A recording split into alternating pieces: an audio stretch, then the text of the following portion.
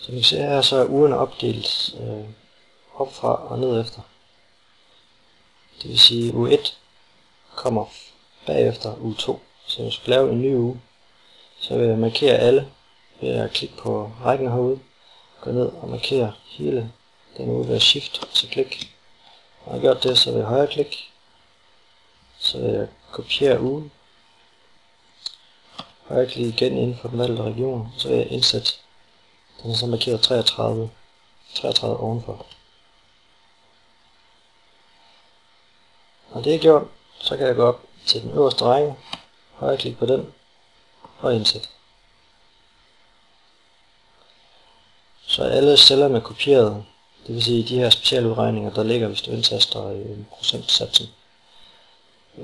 Og dem kan jeg så lige hurtigt slette, jeg skal lave uge 3.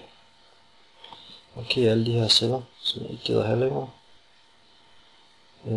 Jeg bibeholder den her uge, den her kolonne, fordi her ligger en masse beregninger, så den gider jeg ikke slette.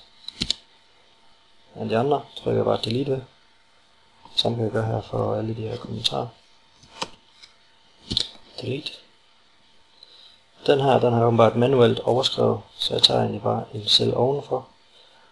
Og som man kan se herovre, så ligger der nogle udregninger bagved, som jeg så bare kan trække nedover, så er den kopieret ind.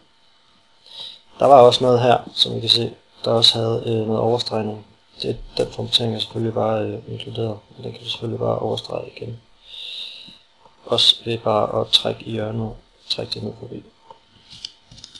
Så vil overstregningen ikke findes længere.